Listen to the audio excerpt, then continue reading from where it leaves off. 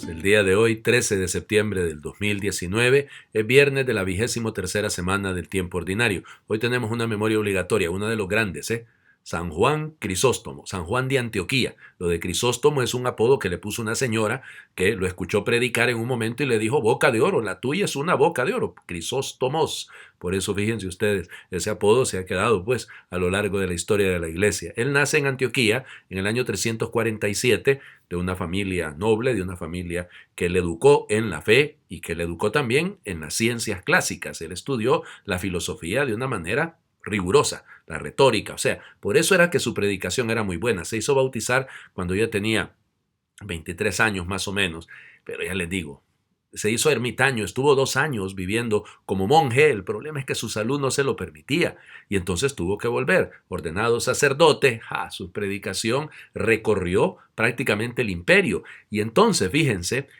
cuando muere el arzobispo, el obispo de Constantinopla, luego va a tener el título de patriarca, pues entonces lo buscan a él, que es de Antioquía. O sea, eso no es normal en la antigüedad.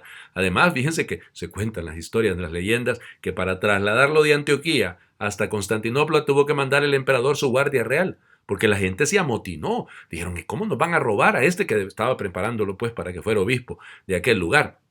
Además, fíjense que es el único padre de la iglesia de Antioquía. Y es que Antioquía, la de Siria, va a tener el problema de que su escuela teológica es literal, es literalista, y eso hace que cometan tantos errores, porque la palabra de Dios no se puede leer de manera literal, se tiene que interpretar, se tiene que entender según el ambiente en el que nació, y por eso él va a hacer la gran distinción. Se va a parecer mucho a la investigación o a la teología alegórica de Orígenes, y eso le va a causar problemas.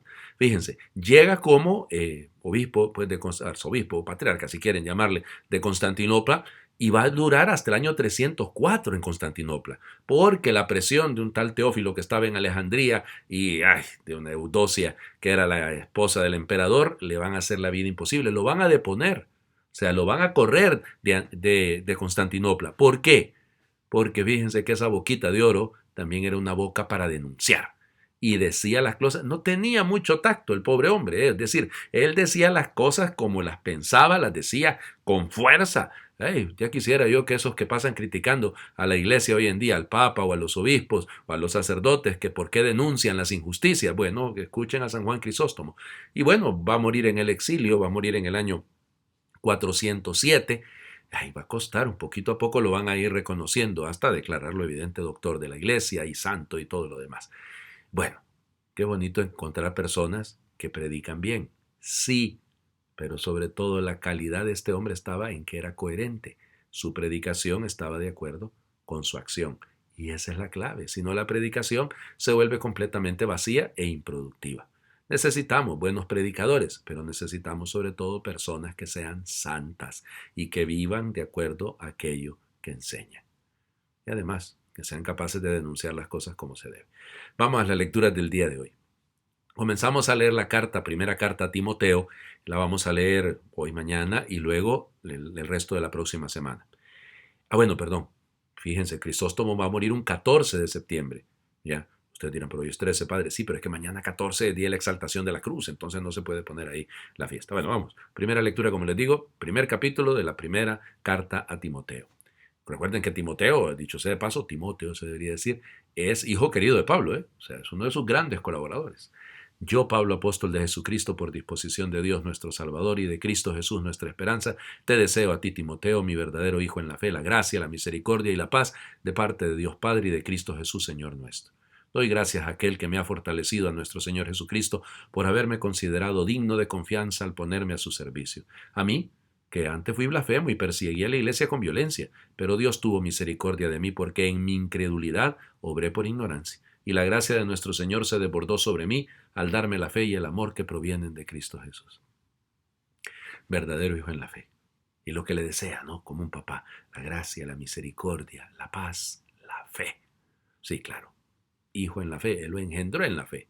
Pero ahora fíjense ustedes, Pablo no le oculta a su hijo en la fe, no le oculta quién fue él. Fue un perseguidor, fue un blasfemo, fue un asesino, fue hechor y consentidor, tienen parte igual, y él fue responsable de la muerte de San Esteban, el primer mártir. Entonces, qué lindo el reconocimiento de que todo es por la misericordia de Dios. Todo es la gracia de Dios, que lo ha llamado, que le ha perdonado. Eso deberíamos de ser nosotros conscientes. Miren, hay algunos que lamentablemente por nuestros pecados, más bien como que nos vamos alejando de Dios, ¿verdad? Pero la misericordia de Dios, como dice Pablo, obró en mí, actuó en mí. Dejemos a la misericordia de Dios trabajarnos. El Evangelio está tomado del capítulo 6, seguimos en el capítulo 6 de Lucas, lo que sería el sermón de la montaña, acuérdense en Mateo, aquí es el sermón de la llanura, porque Jesús está en un llano. Lo que ayer nos decía sobre el amor, ahora nos lo pone de manera práctica. En aquel tiempo Jesús propuso a sus discípulos este ejemplo. ¿Puede acaso un ciego guiar a otro ciego? ¿No caerán los dos en un hoyo? El discípulo no es superior a su maestro, pero cuando termine su aprendizaje será como su maestro. ¿Por qué ves la paja en el ojo de tu hermano y no la viga que llevas en el tuyo? ¿Cómo te atreves a decirle a tu hermano, déjame quitarte la paja que llevas en el ojo, si no adviertes la viga que llevas en el tuyo? Hipócrita, saca primero la viga que llevas en tu ojo y entonces podrás ver para sacar la paja del ojo de tu hermano. Tres cosas, no son tres cosas distintas las que el Señor Jesús nos está diciendo. Primero, un ciego no puede guiar a otro ciego. Y a veces algunos de nosotros, bastante cieguitos, estamos queriendo ser modelos para los demás. San Juan Crisóstomo por eso era el ejemplo, ¿no? Primero el ejemplo de la vida y luego la predicación. Algunos de nosotros como que de ejemplo nada, de testimonio casi nada. Somos ciegos queriendo guiar a otros. Segundo, el discípulo no es más que su maestro. Pero cuando llegue, bueno, es progresivo. Hay algunos que ya se quieren, como les diría, alcanzar los más altos grados de la espiritualidad. No, si es poco a poco, es con madurez, es con perseverancia. No se llega de la noche a la mañana, a esto. Y por eso somos discípulos. No nos pongamos como autorreferentes, ¿verdad? O sea, nosotros somos la medida de todo. No, no, nada de eso. Se los he dicho tantas veces, de repente los canso con eso. Y lo tercero, el problema no es no quitarle la paja al ojo del hermano. Si le estorba, yo me acuerdo que algunas veces cuando uno tiene una ceja que se le mete en el ojo, o una pestaña mejor que se le mete en el ojo, y ahí llega otro a ayudarle y le sopla para movérsela, ¿no? Y entonces, es simpático, claro, nos ayudamos, porque ayúdame, mira que tengo algo que me molesta. Sí, pero no es que no vamos a dejar de hacerlo, hay que hacerlo. Pero la corrección fraterna es legítima cuando yo primero me he autoanalizado y he descubierto si efectivamente tengo la posibilidad, tengo la pureza, la solvencia de tratar de corregir al otro. Hoy quiero proponerles para terminar una oración atribuida precisamente a San Juan Crisóstomo. Hay varias. Esta me parece que es la más cercana a lo que él podría decir. Así que les pido por favor que me acompañen orando. Oh Señor, yo creo y profeso que tú eres el Cristo verdadero, el Hijo de Dios vivo, que vino a este mundo para salvar a los pecadores, de los cuales yo soy el primero. Acéptame como participante de tu cena mística, oh Hijo de Dios.